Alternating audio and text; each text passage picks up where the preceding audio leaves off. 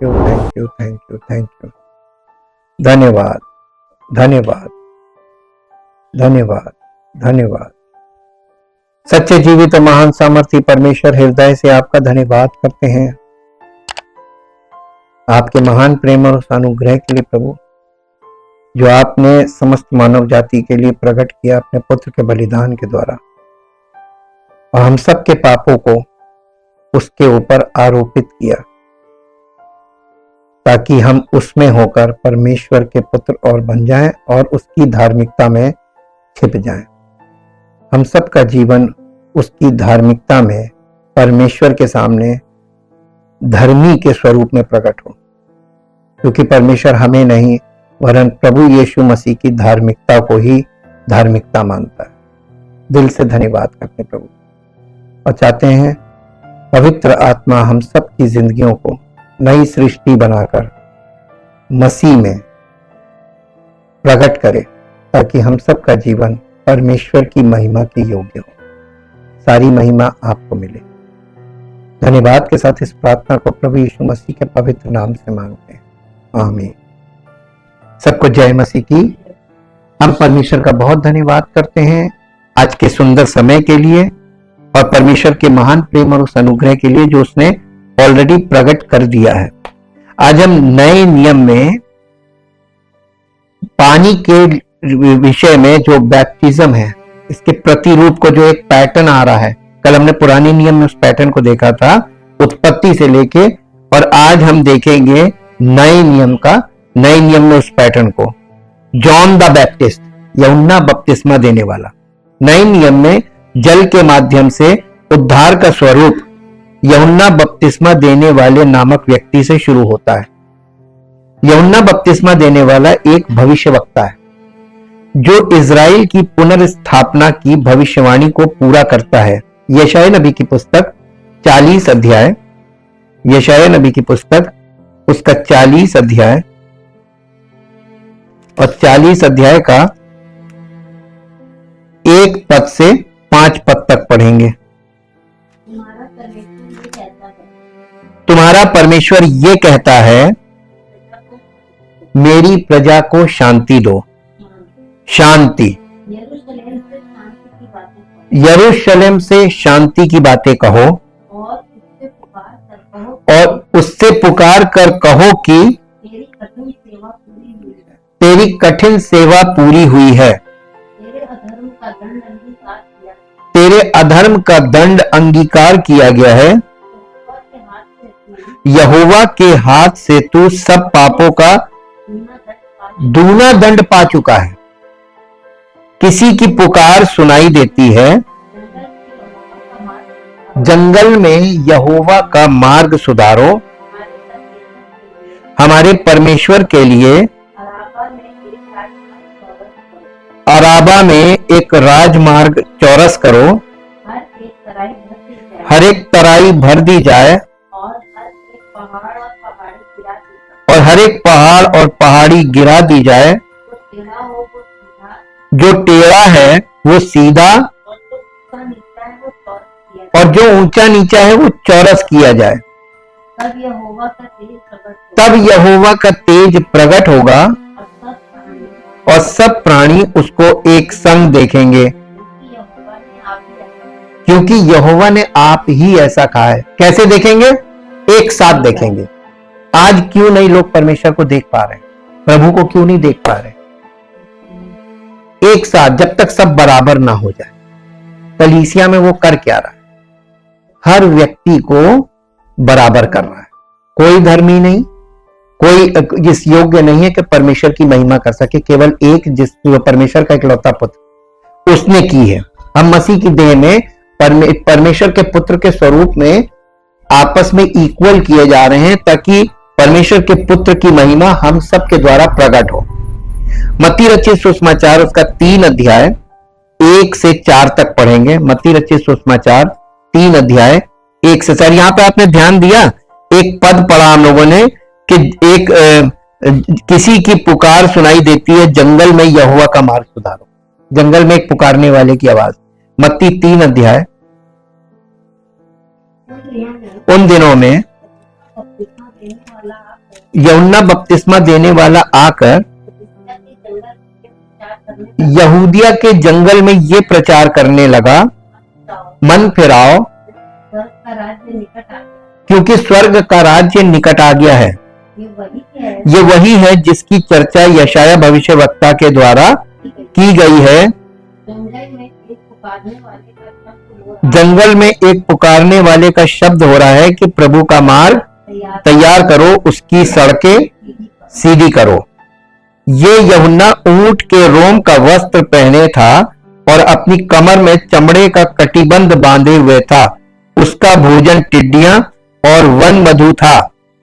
तब यरूशलेम और सारे यहूदिया और यरदन के आसपास के सब स्थानों के लोग उसके पास निकल आए और अपने अपने पापों को मानकर यरदन नदी में उससे बपतिस्मा लिया।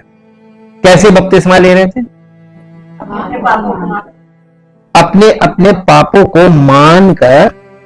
ये मन फिराव का बपतिस्मा था, वाटर बैप्टिज्म। ठीक। और ये किन लोगों के लिए था? ये कौन लोग थे जो निकल के आए थे? सब इजरायली थे, सब इजरायली थे, यहूदी जिसे बोलते हैं। ये सब यहां पर एकदम साफ साफ दिखाया जा रहा है और हमें बताया गया है कि यूहन्ना मसीहा के आगमन की घोषणा कर रहा है, पश्चाताप का आह्वान कर रहा है और यरूशलेम और यरदन नदी के आसपास के क्षेत्रों से इजरायलियों को बपतिस्मा दे रहा है। किसको दे रहा है? इजरायलियों को। मत्ती 3 अध्याय का 5 और 6 पद पढ़िए। तब यरूशलेम और सारे यहूदिया और यरदन के आसपास के सब स्थानों के लोग उसके पास। तो ये देखिए, बपतिस्मा देने गया था कि वो लोग आए थे निकलकर, वो लोग निकल के आए थे। इसका मतलब ये है कि उन्होंने यूहन्ना के प्रचार को ग्रहण किया। ध्यान दीजिएगा, यूहन्ना का प्रचार ग्रहण किया। आज आप परमेश्वर के वचन को ग्रहण कर रहे हैं। अगर आप ग्रहण करेंगे तो आप अपने जीवन से निकलकर, पुराने जीवन से निकलकर अपने आप को कलीसिया में समर्पित कर देंगे। प्रभु हम आ गए, जो कुछ आप चाहते हैं हमारे जीवन से आपकी महिमा हो, आपकी इच्छा पूरी हो। और 6 पद में लिखा, उन्होंने अपने अपने पापों को मानकर यरदन नदी में यूहन्ना बपतिस्मा देने वाले से बपतिस्मा लिया। तो बपतिस्मा देने की चीज है कि लेने की चीज? लेने। उन्होंने बैप्टिज्म लिया। ठीक। मन फिराव, पश्चाताप किया अपने अपने पापों से और अंगीकार किया कि हम पापी हैं और हमें उद्धारकर्ता की जरूरत है। और यूहन्ना के प्रचार को रिस्पॉन्ड किया, अगर आप देखते हैं एक तरीके से।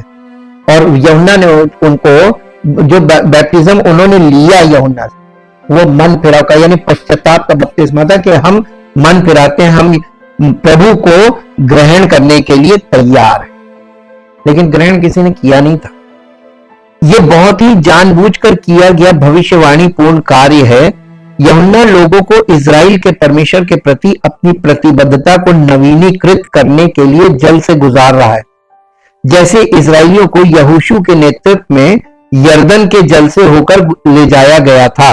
यहोशू की पुस्तक उसका 3 अध्याय, यहोशू की पुस्तक उसका 3 अध्याय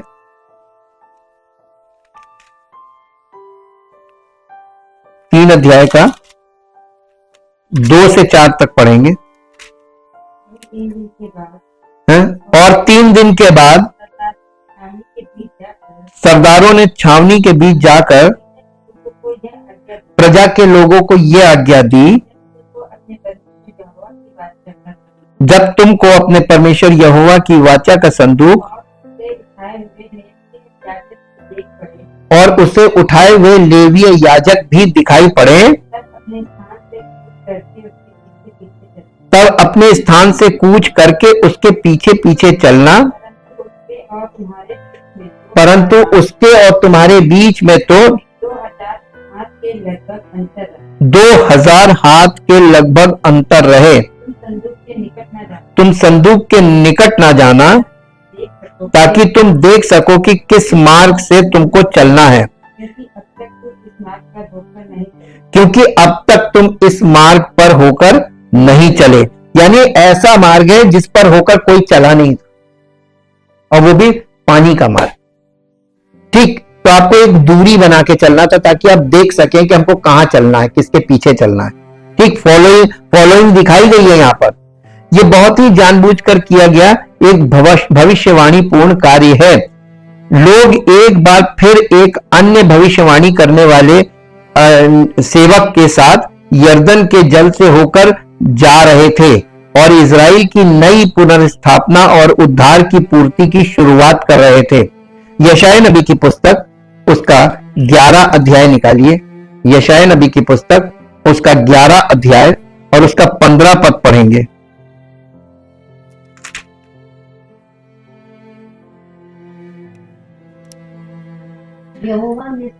यहोवा मिस्र की समुद्र की खाड़ी को सुखा डालेगा और महानद पर अपना हाथ बढ़ाकर प्रचंड लू से ऐसा सुखाएगा कि वो 7 धार हो जाएगा और लोग जूता पहने हुए भी पार हो जाएंगे। ये देखिए यहां पर साफ साफ बताया जा रहा है कि क्या होगा। फिर यशायाह 43 चैप्टर, यशायाह 43 चैप्टर और उसका 2 पद पढ़िए। जब तू जल में होकर जाए मैं तेरे संग संग रहूंगा और जब तू नदियों में होकर चले तब वे तुझे ना डुबा सकेंगी। जब तू आग में चले तब तुझे आंच ना लगेगी और उसकी लौ तुझे ना जला सकेगी। 45 अध्याय का 16 और 17 पद पढ़िए इसी अध्याय का। यहोवा जो समुद्र में मार्ग और प्रचंड धारा में पथ बनाता है, जो रथों और घोड़ों को और शूरवीरों समेत सेना को निकाल लाता है, वे तो एक संग वहीं रह गए और फिर नहीं उठ सकते। वे बुझ गए, वे सन की बत्ती के समान बुझ गए हैं। वो यूं कहता है, अब बीती हुई घटनाओं का स्मरण मत करो और ना प्राचीन काल की बातों पर मन लगाओ। देखो मैं एक नई बात करता हूं, वो अभी प्रकट होगी। क्या तुम उससे अनजान रहोगे? मैं जंगल में एक मार्ग बनाऊंगा और निर्जल देश में, जिस देश में जल है ही नहीं, निर्जल देश में नदियां बहाऊंगा। गीदड़ और शुतुरमुर्ग आदि जंगली जंतु मेरी महिमा करेंगे, क्योंकि मैं अपनी चुनी हुई प्रजा के पीने के लिए जंगल में जल और निर्जल देश में नदियां बहाऊंगा। यानी परमेश्वर बिल्कुल ऐसा काम करेगा जो मनुष्य सोचता है कि असंभव है, ये हो ही नहीं सकता। असंभव को संभव करने वाला परमेश्वर है। ये हमारी भक्ति से नहीं हो सकता। आपकी और हमारी भक्ति से कभी भी असंभव संभव नहीं होगा। इसे संभव करने वाला परमेश्वर, हम उसके वचन को इसलिए सुन रहे हैं ताकि हम उस परमेश्वर को जाने जो हमारे जीवन में सारे असंभव को संभव कर सकता है, और उस पर विश्वास करें और उसने उसके वचन के अनुसार विश्वास करें। ये नहीं कि हमारे मन में कुछ भरा हुआ है हम विश्वास कर रहे हैं, ये विश्वास नहीं। जो परमेश्वर के वचन के आधार पर विश्वास करना कि वचन के अनुसार परमेश्वर हमारे जीवन में क्या करना चाह रहा है। इसी के साथ 44 अध्याय में आइए, यशायाह 44 और उसका 27 और 28 पद पढ़िए। जो गहरे जल से कहता है तू सूख जा, मैं तेरी नदियों को सुखाऊंगा। जो कुसरू के विषय में कहता है, वो मेरा ठहराया हुआ चरवाहा है और मेरी इच्छा पूरी करेगा। यरूशलेम के विषय कहता है, वो बसाई जाएगी और मंदिर के विषय तेरी नींव डाली जाएगी। ये किस किस के विषय में परमेश्वर क्या बोल रहा है, ये उस बारे में है। उसके बाद 50 अध्याय में आ जाइए, यशाया का चैप्टर 50, 50वां अध्याय, और 50 अध्याय का 2 पद पढ़िए। इसका क्या कारण है? जब मैं आया तब कोई ना मिला, जब मैंने पुकारा तब कोई ना बोला। यहां परमेश्वर का आत्मा कह रहा है, क्या मेरा हाथ ऐसा छोटा हो गया है कि छुड़ा नहीं सकता? क्या मुझ में उद्धार करने की शक्ति नहीं? देखो, मैं एक धमकी से समुद्र को सुखा देता हूं, मैं महानदों को रेगिस्तान बना देता हूं और उनकी मछलियां जल बिना मर जाती हैं और बसाती हैं। देखिए, ये वो परमेश्वर बोल रहा है। लोग परमेश्वर की ये समझते हैं कि अरे परमेश्वर उद्धार नहीं कर सकता, उसके हाथ में अब दम नहीं रहा, अब परमेश्वर कुछ नहीं कर सकता, मुझे ही करना पड़ेगा कुछ। तो सारे लोग तो प्रयास करने में लगे हुए, चाहे वो रिलीजियसली कर रहे हो, चाहे वो फिजिकली कर रहे हो, मेंटली कर रहे हो, सब तो अपने प्रयास में ही लगे हुए ना। जिसे हमारे यहां कहा जाता है जुगाड़, सब जुगाड़ करने में लगे। किसी तरह कोई काम बन जाए और गवाही कह देंगे परमेश्वर ने किया ना। परमेश्वर कोई काम ऐसा नहीं करता जिसमें आपका हिस्सा हो कि आपने कुछ किया और हो गया तो इसका मतलब परमेश्वर ने नहीं किया, या आपने किया। परमेश्वर जब करता है ना तो इंसान चकित होता है, आश्चर्यचकित है, ये कैसे हो गया? ये परमेश्वर को छोड़ कोई नहीं कर सकता। That work is from God. वो है परमेश्वर का काम जो अचंभित कर दे। 51 चैप्टर में आइए, यशाया चैप्टर 51 और 51 का 9 से 11 तक पढ़ेंगे।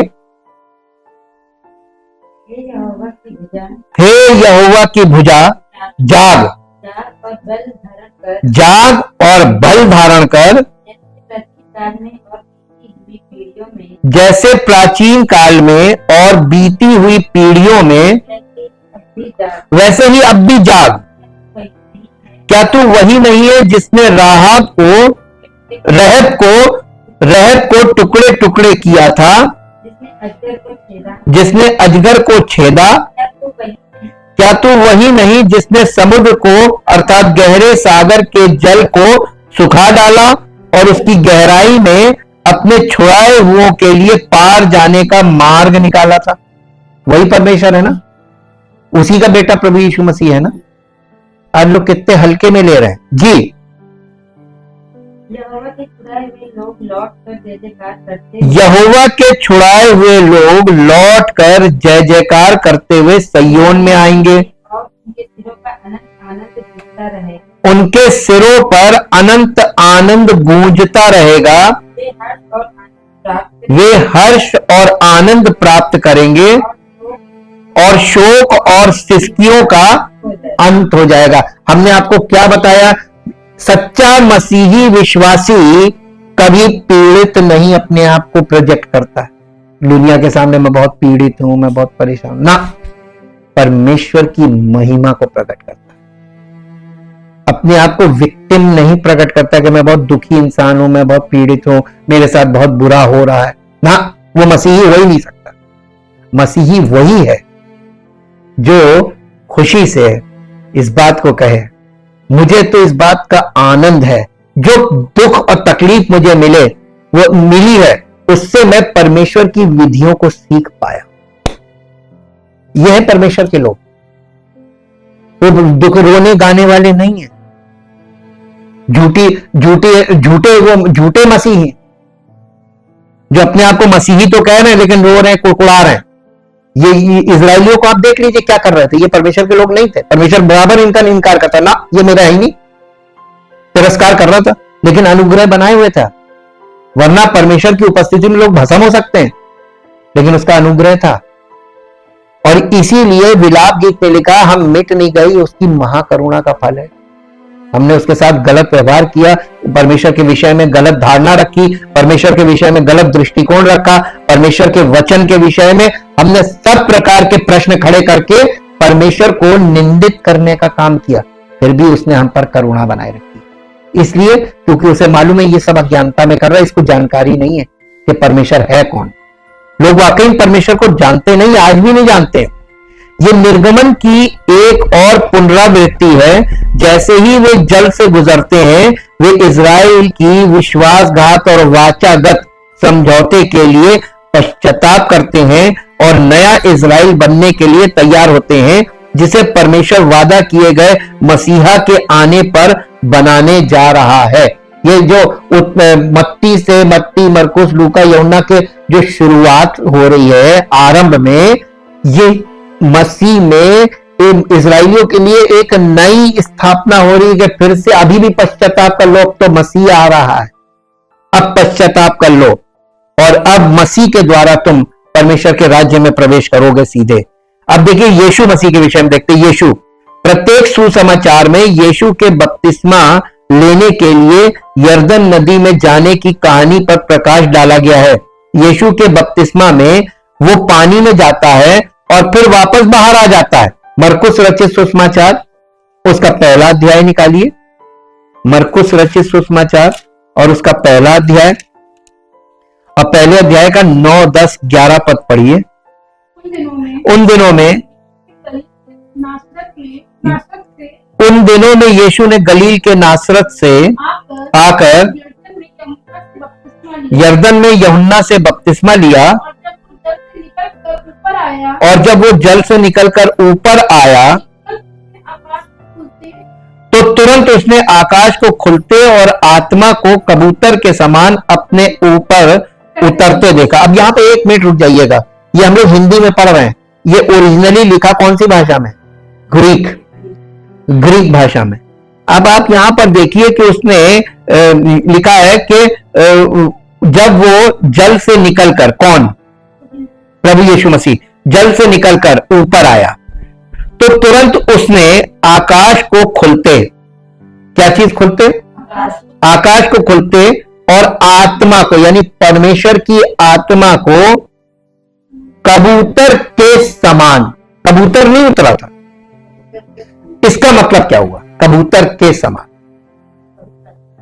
नहीं, कबूतर में एक खास चीज होती है।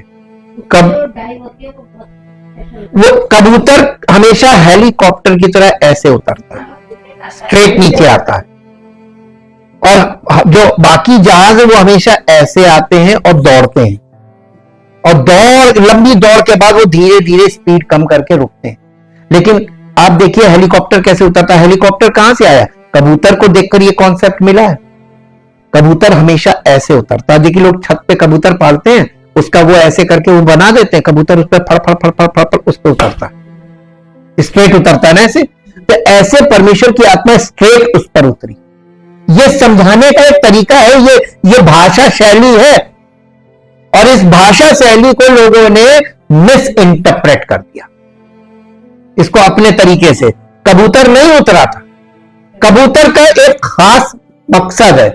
कबूतर को लेकर पूरी दुनिया में, पूरे संसार में एक चीज मशहूर है कि ये मैसेंजर था। कबूतर क्या करता है? आप जो पालता है वो उसको अगर उसके गले में एक चिट्ठी बांध के डाल दे मैसेज, वो कबूतर उड़ के जाएगा मैसेज लेके। देखिए आप नूह के जहाज में, नूह ने सबसे पहले कौवा उड़ाया। कौवा क्या करने लगा? लाशों को खाने लगा। लाशें बहुत थी, कौवे को खाने का भोजन मिल गया, कौवा बिजी हो गया, वापस नहीं आया। तो कौवा एक अच्छा मैसेंजर नहीं। फिर उसने क्या किया? कबूतर को उड़ाया। जब कबूतर को पहली बार उड़ाया, कबूतर को कहीं पैर रखने की जगह नहीं, तो वापस आ गया। फिर दोबारा कबूतर को उड़ाया कुछ समय बाद, तो वो गया और अपने उसमें जलपाई की एक पत्ती लेकर आया। ये नूह के लिए जहाज के अंदर ये मैसेज था कि life, the new life is come on earth. अब पृथ्वी पर एक नया जीवन आ गया, एक नई पत्ती ले। इसलिए कबूतर का यहां पे एक छोटा सा अंश आया है मैसेंजर के तौर पर। तो ये परमेश्वर का आत्मा उस पर उतरा, ताकि लोग, इजरायली लोग जो ये सब कहानियां जानते थे उत्पत्ति से लेके और ये सब चीजें जानते थे मलाकी तक, उस समय नया नियम नहीं लिखा गया था, तो उनको ये सारे मैसेज क्लियर हो जाए कि यही परमेश्वर का इकलौता पुत्र है। यूहन्ना इसी की गवाही दे रहा था, यही है जो तुम्हें पवित्र आत्मा से और आग से बपतिस्मा देगा, ही इज द बैप्टाइजर। तो ये यहां पर मैसेज क्लियर हो रहा है। और उतरते देखा, देखिए लिखा उतरते देखा, और 11वें पद में क्या लिखा है, और ये आकाशवाणी हुई। देखिए पुराने नियम में इजराइलियों को यीशु मसीह के आने की भविष्यवाणियां मिली हुई, messianic prophecies. The old testament के जो पुराने नियम के जो भविष्यवाणियों की पुस्तकें हैं, यशायाह, यिर्मयाह, यहेजकेल और होशे और ये जितने भी माइनर प्रॉफिट, मेजर प्रॉफिट, सब में एक के यानी सेंट्रल मैसेज है मेसियानिक प्रोफेसी, यानी मसीह के आने के बारे में भविष्यवाणी। तो भविष्यवाणियां तो इनको बहुत मिली, लेकिन यहां भविष्यवाणी नहीं हो रही। यहां क्या हो रही है? नहीं, यहां पे क्या हो रहा है? आकाशवाणी। यानी यीशु मसीह पर जब परमेश्वर का आत्मा उतरा तो क्या क्या हुआ, देखिए वहां पर जो लोगों ने देख नहीं पाए और उनकी समझ में नहीं आया, वही मसीही लोग भी नहीं देख पा रहे ना समझ पा रहे। आकाश खुल गया जो कोई नहीं देख पाया, और परमेश्वर का आत्मा कबूतर की नाई यानी स्ट्रेट उस पर उतरा, कोई नहीं देख पाया। अगर देख लिया होता तो आकाशवाणी की जरूरत क्या थी? यह आकाशवाणी इसलिए हुई ताकि पास खड़े लोगों को यह सुनाई दे जाए कि परमेश्वर पिता किसे पुत्र डिक्लेयर कर रहा है। और इसके लिए 11वें पद में लिखा, और ये आकाशवाणी हुई, तू मेरा प्रिय पुत्र है, तुझसे मैं प्रसन्न हूं। ये किससे बोला जा रहा था? ये यीशु मसीह से बोला जा रहा था। कौन बोल रहा था? पिता बोल रहा था। अब यहां पर देखिए आपको ट्रिनिटी दिखाई दे रही है, द होल ट्रिनिटी। पिता आकाशवाणी करके बोल रहा है कि तू मेरा प्रिय पुत्र है, तुझसे मैं प्रसन्न हूं। और इस बात के लिए उसके ऊपर परमेश्वर का आत्मा उतर रहा है और ठहर गया, और वो पुत्र स्वयं है। तो पिता, पुत्र और पवित्र आत्मा तीनों हैं। और आप यहां पर एक चीज, इससे आगे बढ़िए, कुलस्सियों की पत्री में आइए। कुलस्सियों की पत्री में पौलुस ने बाद में इसी बात को और स्पष्ट तरीके से बोला। पहला अध्याय, कुलस्सियों पहला अध्याय, उसका 15 और 16 पद पढ़िए। वो तो अदृश्य परमेश्वर का प्रतिरूप और सारी सृष्टि में पहलौठा है, क्योंकि उसी में सारी वस्तुओं की सृष्टि हुई, स्वर्ग की हो अथवा पृथ्वी की, देखी या अनदेखी। क्या सिंहासन, क्या प्रभुताएं, क्या प्रधानताएं, क्या अधिकार, सारी वस्तुएं उसी के द्वारा और उसी के लिए। किसके लिए? प्रभु यीशु मसीह के लिए सृजी गई। अब 2 अध्याय में आ जाइए। अब 2 अध्याय का 2 अध्याय और इसका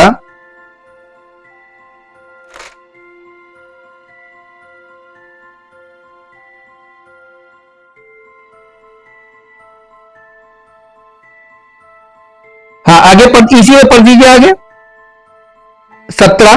वही सब वस्तुओं में प्रथम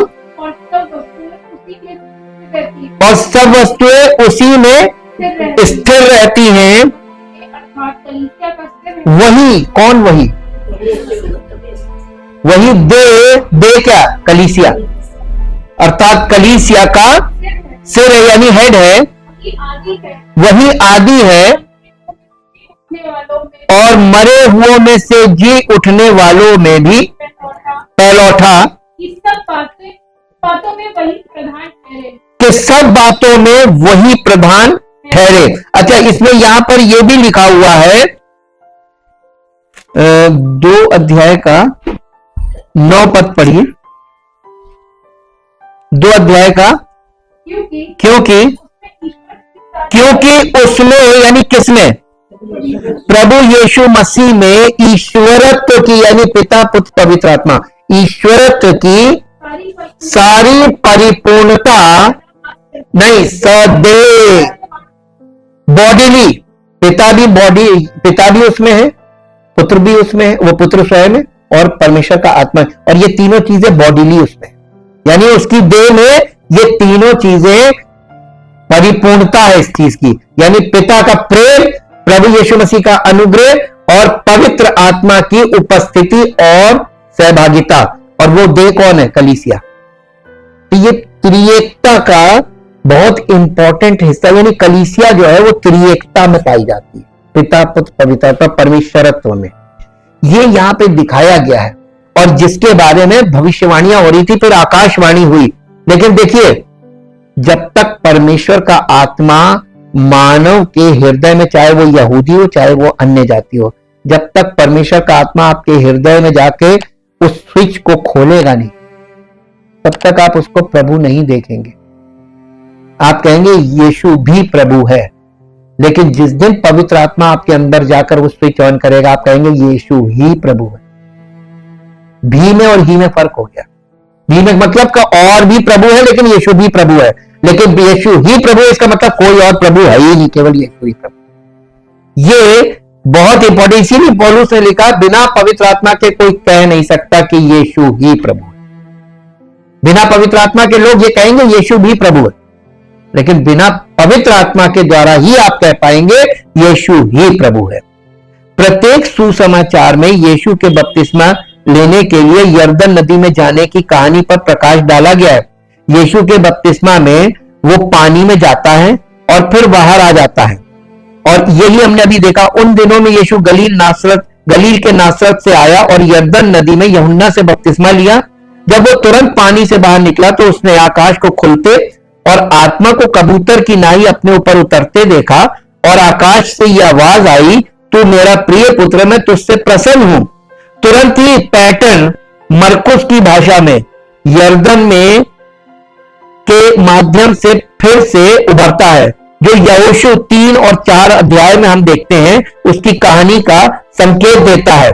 पानी से बाहर, पानी के माध्यम से, यह निर्गमन की पुस्तक 14 अध्याय,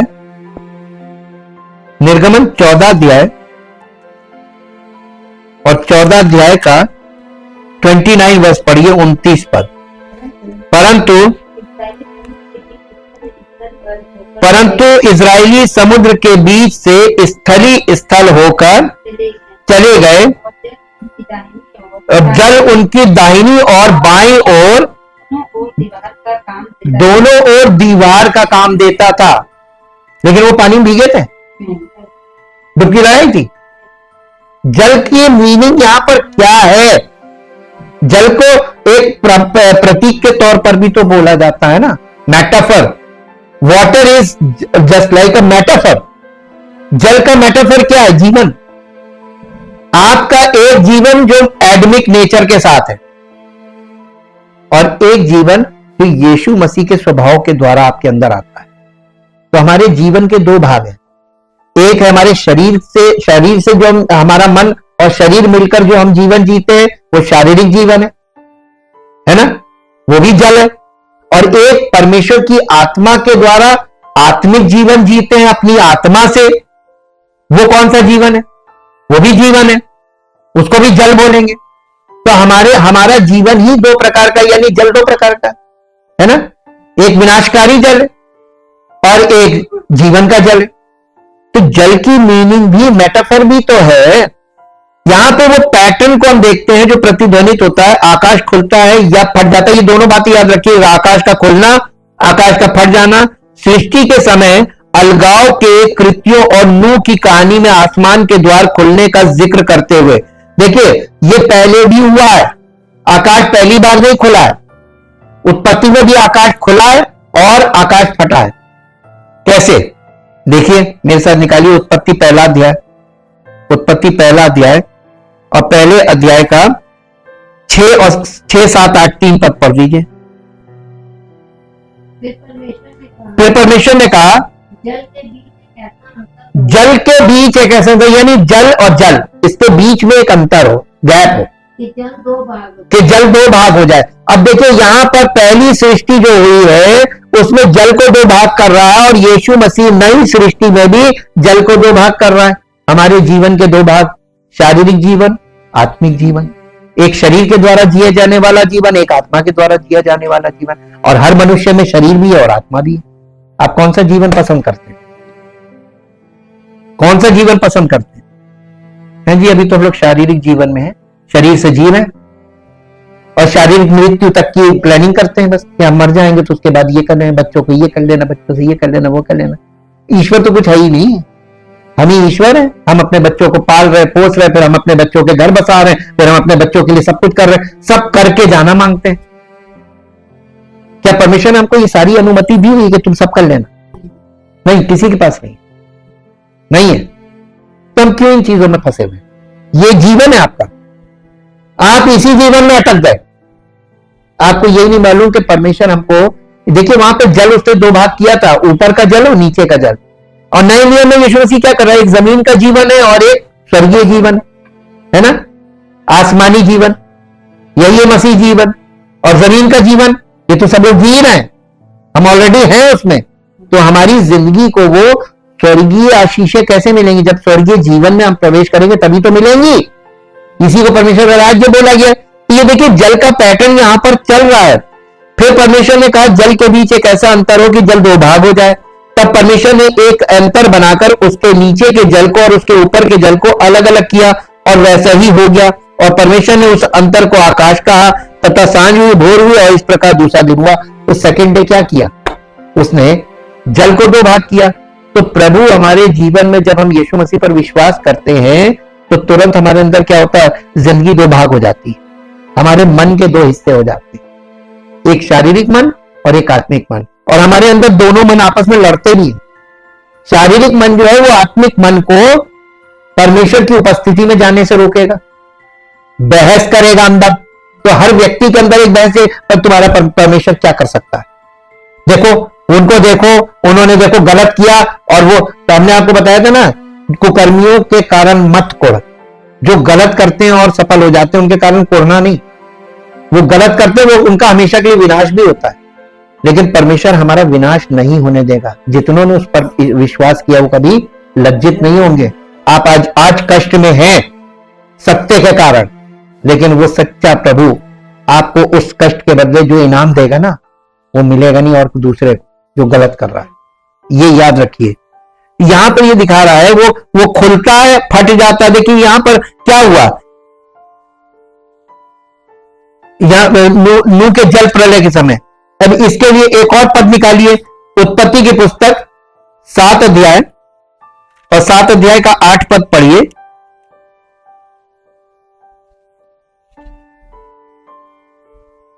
उत्पत्ति की पुस्तक 7 अध्याय के 11 पद, सॉरी।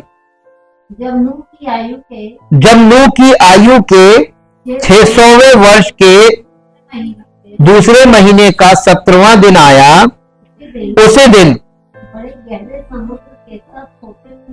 बड़े गहरे समुद्र के सब सोते फूट निकले, और आकाश के झरोके यानी आकाश की खिड़कियां खुल गई। जब यीशु मसीह पानी में से ऊपर आया था तो क्या हुआ था? आकाश के झरोके खुल गए थे, है ना। ये इंसिडेंट वहां पर भी है ना, यीशु मसीह के साथ हो रहा है। ये खुलने का, आकाश के झरोके खुलने का मतलब समझते हैं आप? Something is coming down from heaven.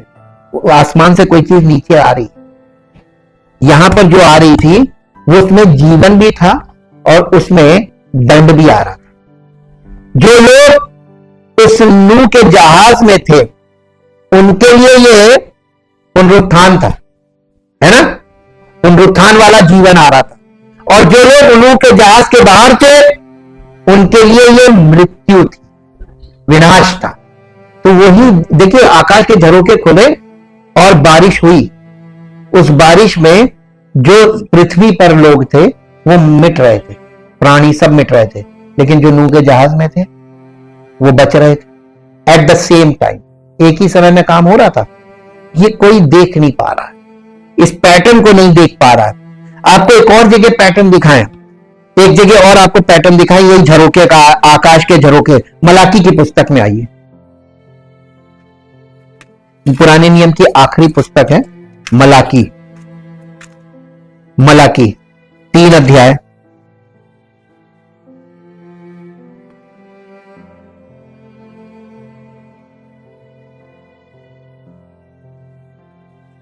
इसका 10 पद पढ़िए। 3 अध्याय का 10 पद। सारे दशमांश भंडार में ले आओ। सारे ये इजराइलियों से परमेश्वर कह रहा था, सारे दशमांश भंडार में ले आओ कि मेरे भवन में भोजन वस्तु रहे। कि मेरे भवन में भोजन वस्तु रहे। और सेनाओं का यहोवा यूं कहता और सेनाओं का यहोवा ये कहता है कि ऐसा करके मुझे परखो, ऐसा करके मुझे परखो कि मैं आकाश के झरोखे तुम्हारे लिए खोलकर तुम्हारे ऊपर अपरंपार आशीष की वर्षा करता हूं कि नहीं। तो यानी आकाश के झरोखे खुलते हैं तो बारिश होती है। वो बारिश आशीष की भी हो सकती है और विनाश की भी हो सकती है। हुक्म मानोगे तो आशीष की बारिश होगी और नहीं मानोगे तो श्राप, विनाश की, विनाश हो जाएगा। देखिए नूह के जमाने में यही तो हुआ था। जिन्होंने हुक्म माना था नूह के जहाज में थे, आशीष की बारिश हो रही थी, और जो नीचे थे विनाश की बारिश। ये झरोखे के लिए मैं आपको दिखाया, यीशु मसीह जब पानी से ऊपर आया तो आकाश खुला था। ये बहुत इंपॉर्टेंट इंसिडेंट था, ये थियोफेनी कहते हैं। ये हुआ और इजराइलियों ने इन चीजों को क्योंकि आंखों से नहीं देख पाए, आकाशवाणी सुनी, कानों से सुनी, समझ नहीं पाए, विश्वास नहीं किया, आज्ञा नहीं मानी। ये सृष्टि के समय जो परमेश्वर पानी को अलग अलग कर रहा है उसका भी यहां पर आ गया। नूह की कहानी में आसमान के द्वार खुलने का जिक्र करते हुए यहां पर वो भी आ गया यीशु मसीह के बैप्टिज्म में। कबूतर के समान आत्मा यीशु पर उतरती, जो फिर से सृष्टि के समय पानी के ऊपर मंडराने वाली आत्मा, और जल प्रलय के बाद नूह द्वारा कबूतर भेजने की ओर इशारा करती है। जैसा कि उत्पत्ति 1 अध्याय का 2 पद, वहां गहरे जल के ऊपर अंधियारा परमेश्वर का आत्मा मंडरा रहा है ना, वहां पे भी मंडरा रहा था। तो जो वहां पे वर्ड लिखा हुआ है हिब्रू में, वही वर्ड, वही मीनिंग यहां पर आ रही है यीशु मसीह के ऊपर आत्मा के उतरने की। और उसके बाद उत्पत्ति 8 अध्याय का 8 पद पढ़िए। उत्पत्ति 8 अध्याय का 8 पद। उत्पत्ति अपने पास है, फिर नूह ने अपने पास से एक कबूतर को भी उड़ा दिया कि देखे कि जल भूमि पर से घट गया कि नहीं। उस कबूतरी को अपने पैर टेकने के लिए कोई आधार न मिला तो वो उसके पास जहाज में लौट आई, क्योंकि सारी पृथ्वी के ऊपर जल ही जल छाया था। तब नूह ने हाथ बढ़ाकर उसे अपने पास जहाज में ले लिया। बस, और हाँ, तब और 7 दिन तक ठहरा रहा। ठहर कर उसने उसी कबूतरी को उड़ा दिया, फिर से उड़ा दिया। और कबूतरी सांझ के समय उसके पास आ गई तो क्या देखा कि उसकी चोंच में जैतून का एक नया पत्ता है। जैतून का एक नया पत्ता है। यीशु मसीह के ऊपर जब परमेश्वर का आत्मा उतरा तो वो ये दिखा रहा है कि यीशु मसीह के द्वारा नया जीवन अब तुमको मिलेगा, नई जिंदगी। बॉर्न अगेन इसी से हो गए, और इससे नूह ने जान लिया कि जल पृथ्वी पर से घट गया है। देखिए यहां पर जल भी आ रहा है, सब चीजें ये सब चीजों की एक बुनी हुई मीनिंग है। और यीशु के लिए परमेश्वर के शब्द तू मेरा प्रिय पुत्र है, इजराइलियों के संदर्भ में मूसा से परमेश्वर ने कहा था। यह संयोग से नहीं हुआ है। बाइबल के लेखक कहानी की शुरुआत से लेकर अंत तक विकसित होने वाले मुख्य धागों और धार्मिक विषयों को एक साथ बुनना जारी रखते हैं। नए नियम के लेखक परमेश्वर ने घोषणा की कि यीशु उसका पुत्र है जो मृत्यु में जाकर दूसरी ओर से निकलकर संसार को मानवीय बुराई और हिंसा की अराजकता से बचाएगा। यही कारण है कि बपतिस्मा यीशु के अनुयायियों के लिए इतना बड़ा मुद्दा बन गया, जिस पे आज लोग से बहस करते हैं नए नियम के लेखकों ने हिब्रू बाइबल में इन प्रमुख मुक्तिदायी ऐतिहासिक घटनाओं की पृष्ठभूमि के विरुद्ध बपतिस्मे का अर्थ समझा। पौलुस बपतिस्मा को निर्गमन की कहानी से जोड़कर दिखा रहा है, कलीसिया को जोड़कर दिखा रहा है। पहला कुरिन्थियों 10 अध्याय, पहला कुरिन्थियों 10 अध्याय, मेरा 10 अध्याय, पहला कुरिन्थियों 10 अध्याय। यहां पर पौलुस क्या कर रहा है? एक और दो पद पढ़ दीजिए। ए भाइयों, मैं नहीं चाहता कि तुम इस बात से अनजान रहो हमारे सब बाप दादे बादल के नीचे थे और सबके सब समुद्र के बीच से पार हो गए और सब ने बादल में और समुद्र में पानी आया नहीं, पानी आया इसमें, बादल आया, समुद्र आया, पानी आया, क्योंकि वो तो सूखे सूखे गए थे ना। पानी आया, ये मूसा का बपतिस्मा था। ये पौलुस बार बार कलीसिया को दिखा रहा है, देखो बपतिस्मे का मतलब है मृत्यु से जीवन की ओर पार लग जाना। क्रूसिफिक्शन पे यीशु मसीह ने यही तो किया, पापों को अपने ऊपर लिया और प्राण दे दिया, यानी एक जीवन को अंत कर दिया।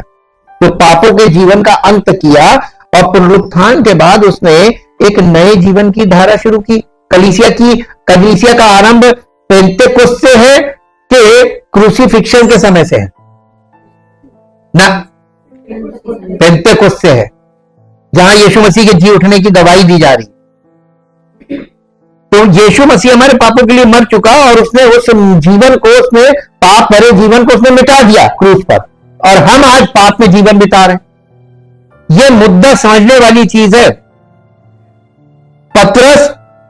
पतरस नूह और उसके परिवार को जहाज में पानी के माध्यम से सुरक्षित रूप से लाया गया का उल्लेख करता है, इसे बपतिस्मे से जोड़ता है। ये दोनों जगह देखिए बपतिस्मे से जुड़ रही है।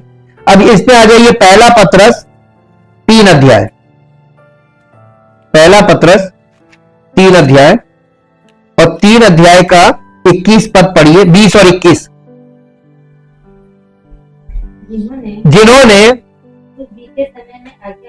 जिन्होंने उस बीते समय में बपतिस्मा नहीं लिया वो मर गए। नहीं, क्या लिखा है?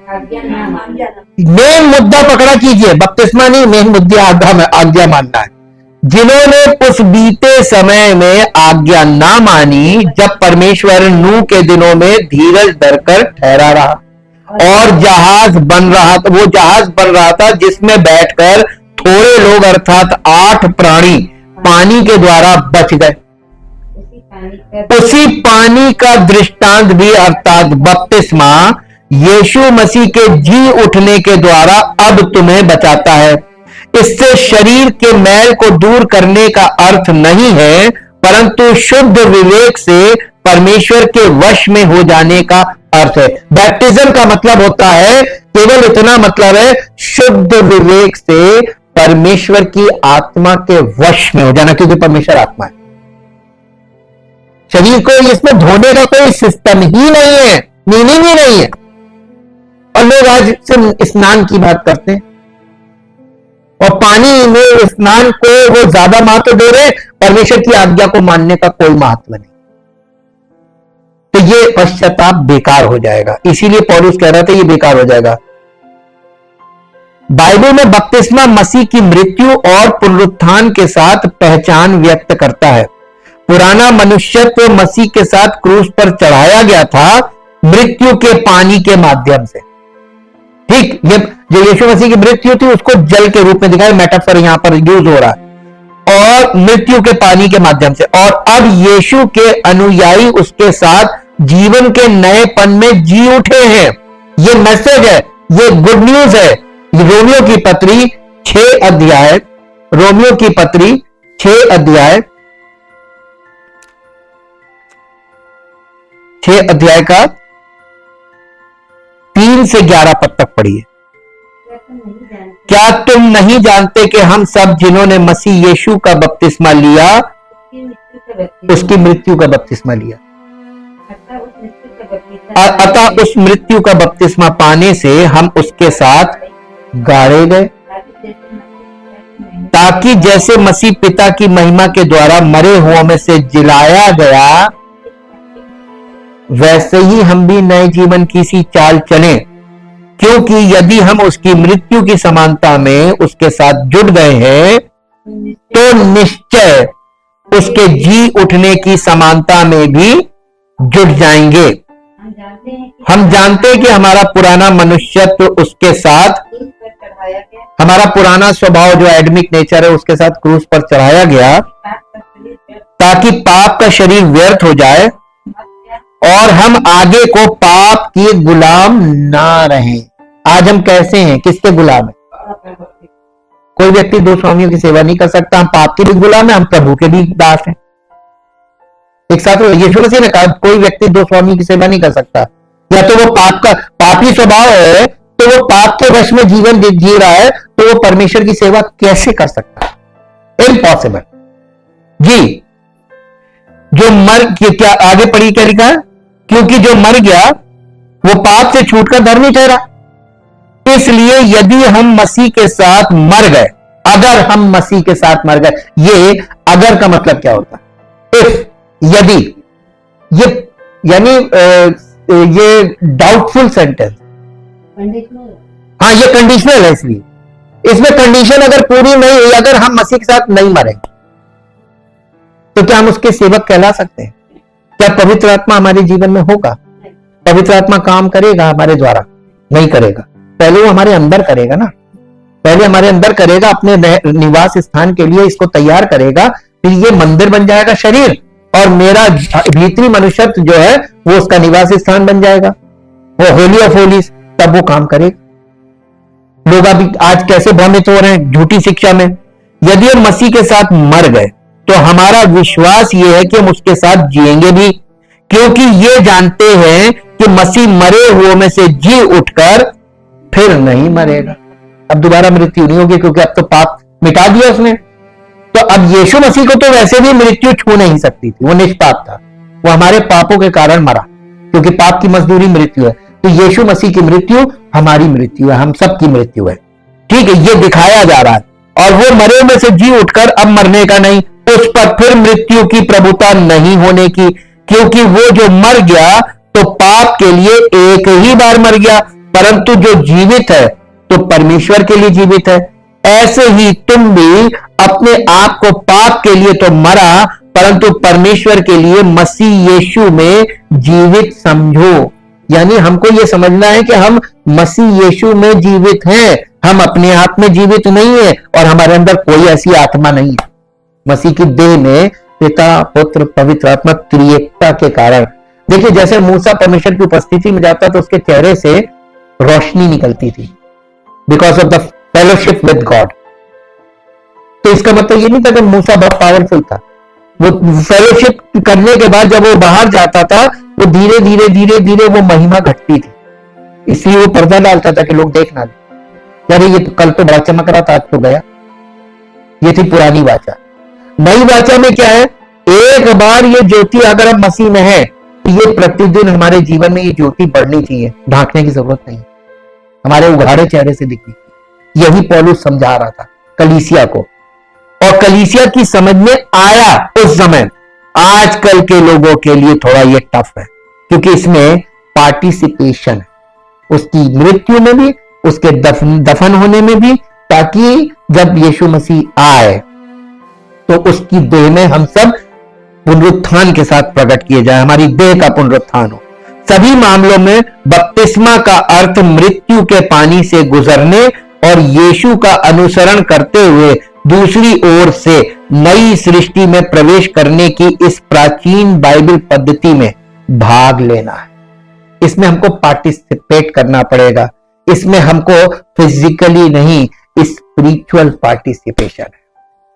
Thank you, thank you, thank you, thank you. जीवित महान सामर्थी परमेश्वर, दिल से आपका धन्यवाद करते हैं आपके पवित्र वचनों के लिए और पवित्र आत्मा की सहायता के, जो हमारी सहायता करता है कि आपके पवित्र वचन को जो बाइबल में है उनकी सत्यता हमारे हृदय में आए, और हम सबका समर्पण आपके सामने प्रतिदिन बढ़ता जाए और हम धीरे धीरे करके प्रभु संपूर्ण रूप से आपके सामने समर्पित हो और हमारा जीवन सिर्फ और सिर्फ आपकी योजना और इच्छा के लिए समर्पित हो और हम सबके जीवन से वो महिमा प्रकट हो जो आपके द्वारा प्रकट की जाती है, हमारे खुद के प्रयास से नहीं, ताकि सारी महिमा आपको मिले। इस प्रार्थना को यीशु मसीह के नाम से मांगते हैं, आमीन। Praise the Lord.